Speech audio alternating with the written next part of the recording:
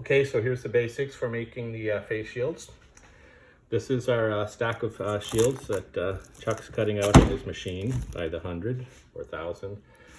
We have the foam pieces for the headband, and then the polyester tie straps. I mean, elastic would be great, but elastic is very hard to come by these days, so we use what we can, and this is readily available.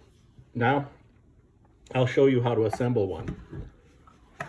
This is my little workstation. We're using a hot melt glue gun, and this is the finished product here. It's already been glued here, underneath here, and here. So let's begin. I take a shield.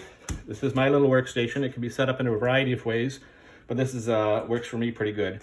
I have a line on the table that's about 1 inch from the top. That's where I'll be putting my glue. That's just for a guide for me. I line up the sheet with the bottom of the table here so that I know that I'm roughly where I want to be with the line. And then along the top here, I start putting my glue.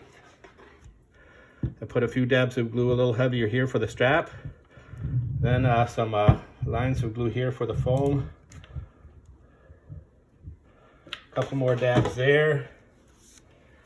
Strap one. Strap two. Glue can be a little hot, be careful.